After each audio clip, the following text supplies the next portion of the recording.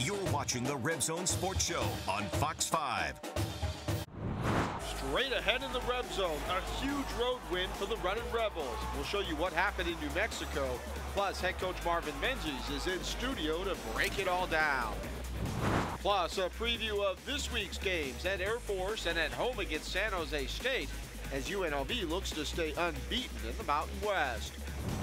And we sit down with rising star Joel Ntambwe to talk about his explosion on the college basketball scene.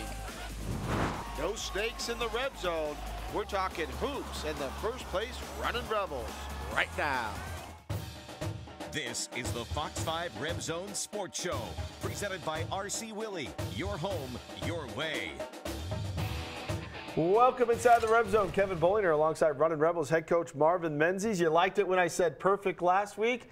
Still perfect this week in the Mountain West. That's good to hear. I'm not complaining one iota. Trust me, we'll rock and roll with that until the cows come home. It was a great week, and when you only have one game to get that win, and then you got the players' attention now here for the rest of the week, that's kind of nice. Yeah, the guys are locked in. Obviously, they were locked in when their attention was taken over at that Hawaii trip. That last game, it was like, whoa, okay. So what do? We reset, and then we talked about that and talked about how to reset specifically.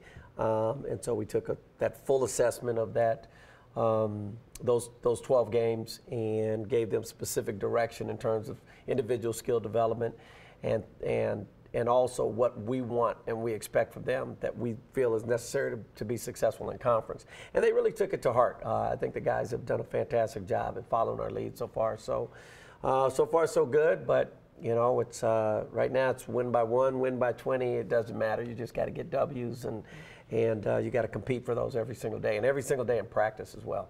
Well, as we said, there was only one game this week, but what a game it was. UNLV traveling to Albuquerque. They took out New Mexico to move to 3-0 in the Mountain West.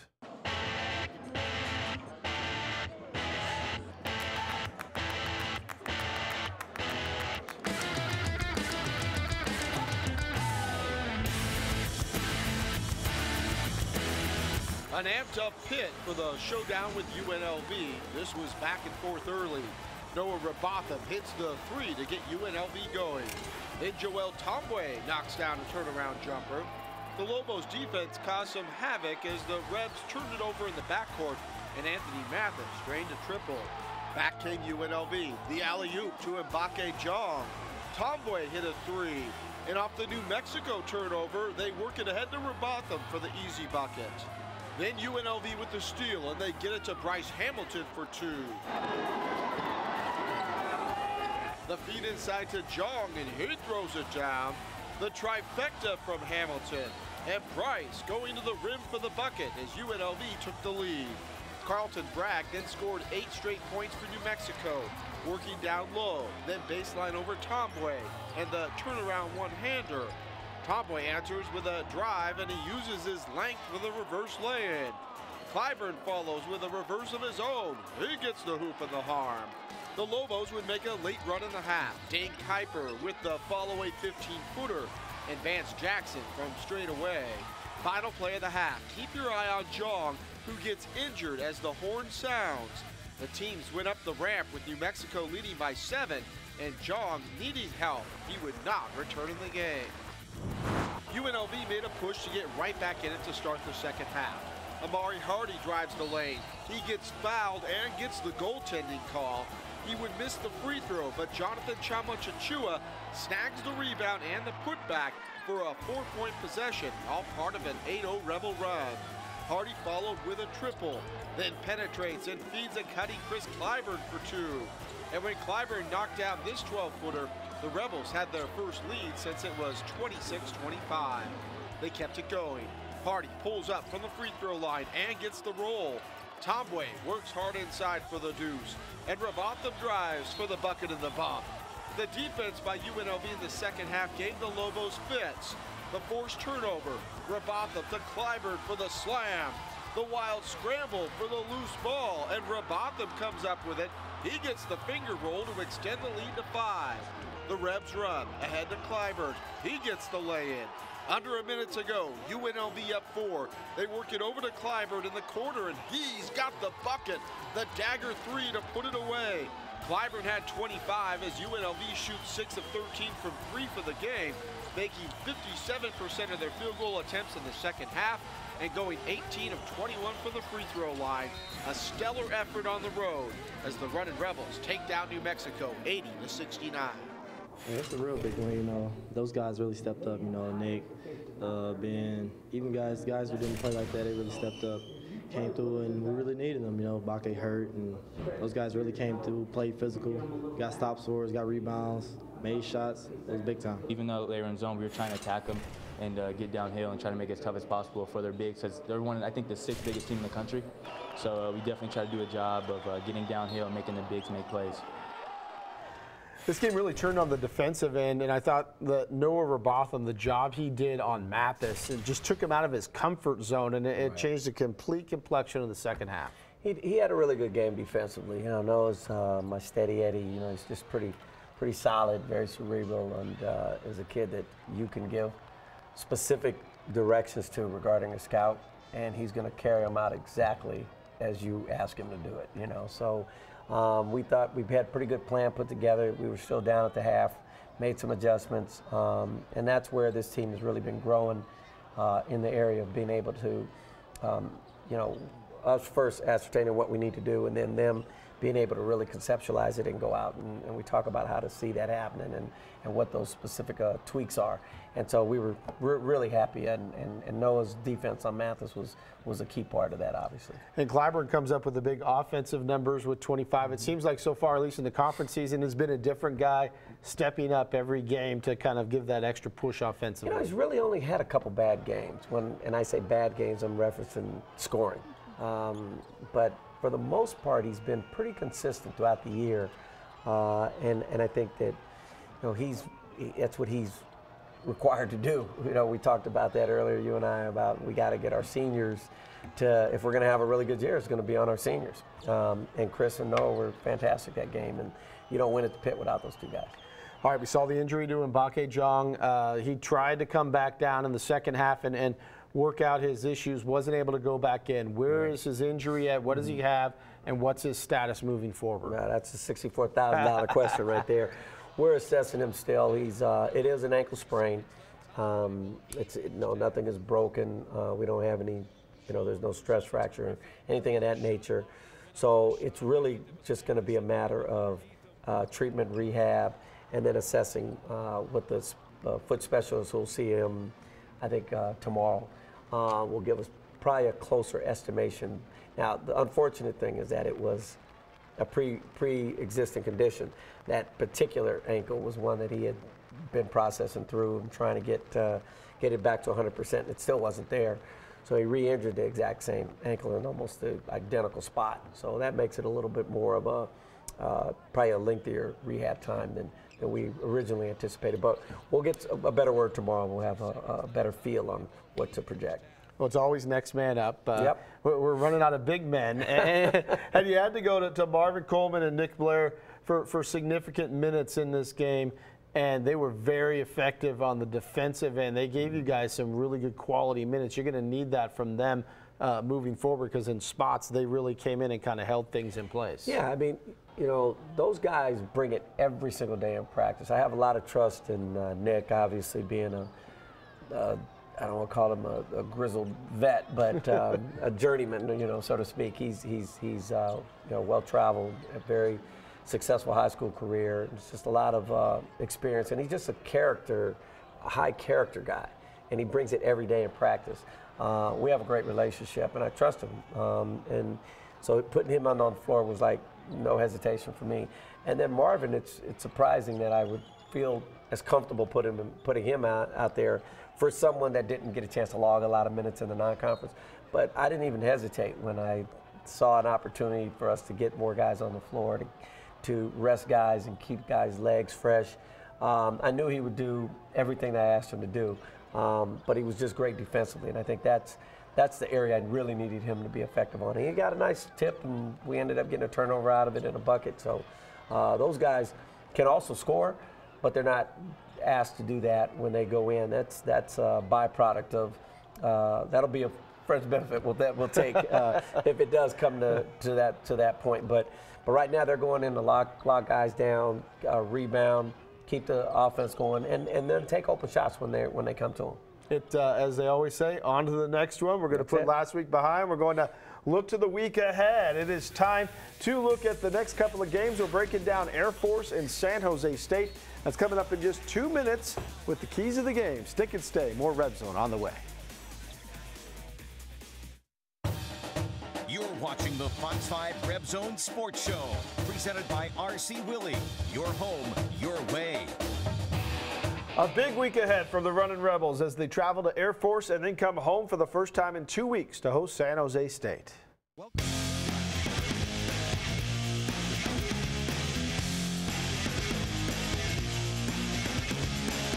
The week starts with a road game at the Air Force Academy on Wednesday night. The Falcons are young, with only one senior on the roster, and like most Air Force teams, they don't have a lot of size.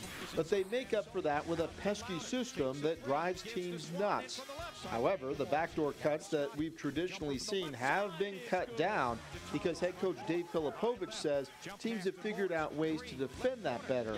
Air Force is led in scoring by Lavelle Scotty and Ryan Swan, two juniors that have performed well against UNLV in the past. The biggest UNLV concern for Filipovich is the Runnin Rebels' athleticism. The more athletic they are, the more challenges we have. We need to tell them play more man when we play them so they don't play more zone against us. He's changed that. But he's really done a great job of bringing in his type of player. You can't talk about a game at Air Force without mentioning the altitude. Clune Arena is amongst the highest Division I courts in the country at over 7,000 feet. Visiting players start sucking wind the first time down the floor, and it can be an equalizer. How the Rebels handle that could determine the outcome of the game. On Saturday at 4:30 at the Thomas & Mack, San Jose State rolls in. The Spartans once again had a roster turnover after 3 players transferred. San Jose's offense lives and dies with the 3-ball. They average about 7 made triples a game, and if they're shooting well, it can open things up.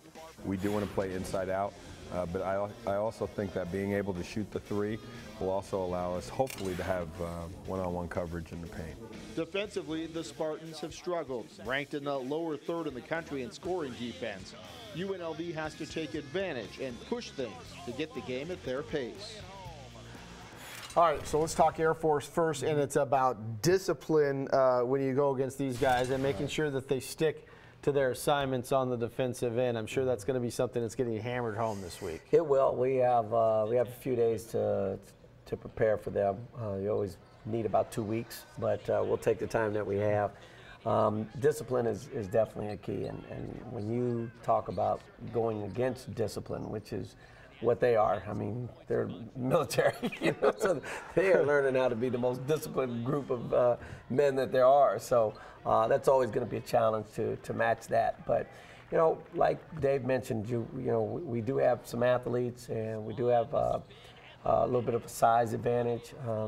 So we've got to play to our strengths, We've got to try to get up and down and push the pace and play smart basketball and be good decision makers. But at the same time, when we get caught in a situation where we have to defend in the half, we've got to be patient, not foul them, defend without fouling, and do some other, staple things of who we are. And they actually run at a better pace than people give them credit for. They'll get out and go a little bit, and they try to play like they're this walk it up team, but they're not. He's got them going. He's playing to their strength right now, and they're a young team that I think is going to be pretty good in the years to come as well. When you talk about the altitude and guys sucking wind, does that change your rotation patterns in terms of subbing? Will we see maybe guys rotating in and out a little bit more to give guys a blow on the bench? A little bit. We try to take that into account, but also it's a little bit of a gut feel on, when you look at your own players and, you feel like, okay, he's good right now. He's got some pep in his step, and he's not trying to take breaks on the court, and he's not resting on, on defense. Or, you have to know your own guys, and you got to have a feel for that, and that's developed over time. Over this short season, I've been able to better assess who we are and what they're capable of doing. And so as I learn them, I'm getting more comfortable with our substitution pattern, and I'm feeling better about going to the bench. Those guys have been fantastic, so we'll see. My thought is we will play more guys up there. All right, time for us to take another break, but when we come back, we're going to take a closer look at freshman forward Joel Ntambwe and his secret food that he eats before he takes the floor every night. That's next as the RebZone rolls on. You're watching the Fox 5 RebZone Sports Show, presented by RC Willey. Your home, your way. Before the season, a lot of people didn't know a whole lot about Joel Ntambwe, but in the last few weeks, he has shown why he was a sought-after recruit. He's a world traveler and fast becoming a force in the Mountain West.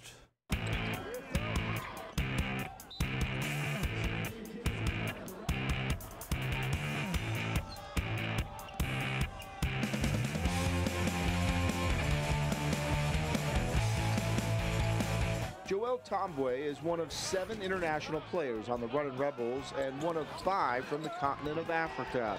He lists Congo as his home, but was actually born and spent some time as a child in Belgium, where his dad was playing professional basketball. He's actually lived all over the world. I lived in Belgium, and then after that I went to Congo a little bit. And then I've been to Kenya, and then I came to the United States, got started going to high school in New York. And then after that, I transferred and ended up going to Kansas. And then after that, I played in Kansas my sophomore year. I went to North Carolina. And then my senior year, I ended up finishing up in Louisville, Kentucky at Aspire Academy.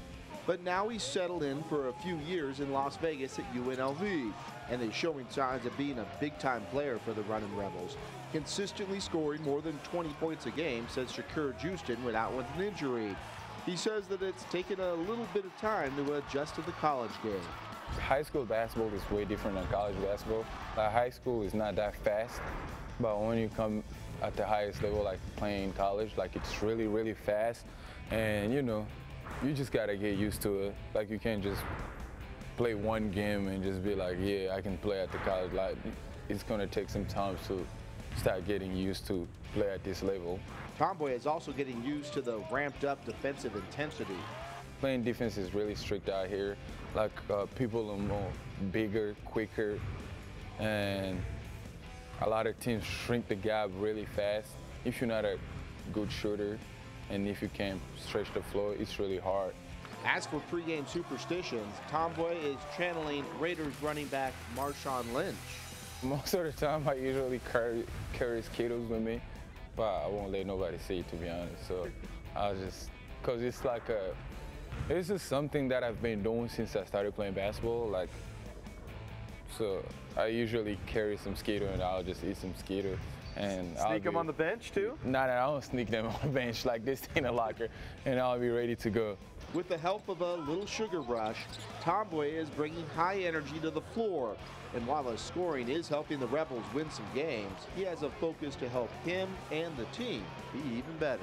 I think I just gotta keep on getting better defensively, because that's a big challenge for me right now. Just keep on getting better on defense, trying to help the team. All right, did you watch him develop here? What's the biggest thing he needs to work on moving forward? I don't know if there's one particular thing. It's just constant development, like every day, and he engages in his own education, so that's good. We'll get him there. And you know where to go if you need a little sugar rush before the game or at halftime. Yeah, I know. Yeah, no, I'm glad he said he didn't have him on the bench, though. That's good. I'd have been a little disappointed if he had him on the bench. Get a little Skittle snack when we need it. We're taking a final timeout. We're coming back to wrap things up right after this. You're watching the Fox 5 RebZone Sports Show, presented by RC Willey. Your home, your way. All right, so a 3-0 start, but you also had the bye in there. Is that a good thing or a bad thing when you have things rolling and you get a week off, 8 days actually, before the next game? I think it's good for a young team to stop and reassess and get better. We don't have classes, so we're out of school. So I think it's been good for us. The staff have been able to really zero in on the things that we need to work on. Do you spend more time in the film room when you have a bye, not just looking at the next opponent ahead, but just kind of getting a feel of reevaluating everything when you have that little extra time? You do. You get more individual film sessions in because we do our group stuff in terms of preparation for the next game and clean up after a previous game. But you get more guys that you can pull in and educate visually with. It's one thing to bark it out, during the course of a practice, and another to say, you understand what I'm saying about getting your head up now when you go to bounce, you're looking at the floor and there's people open, and you can teach a little bit more and you can be a better educator, I think, with that visual reference. Well, Coach, good luck this week. We'll be with the team in Colorado Springs, and we'll have highlights for you on Wednesday night on Fox 5 News at 10 and 11. And we're going to break it all down next Sunday in the Red Zone. Thanks for joining us for this one. We leave you tonight with the Runnin Rebels Plays of the Week. Good night.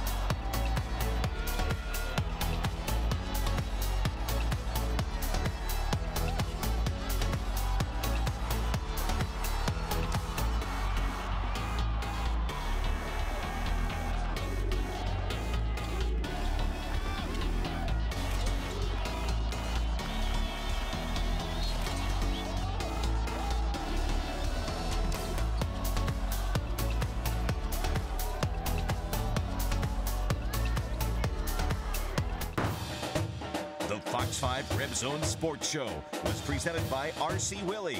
Your home, your way.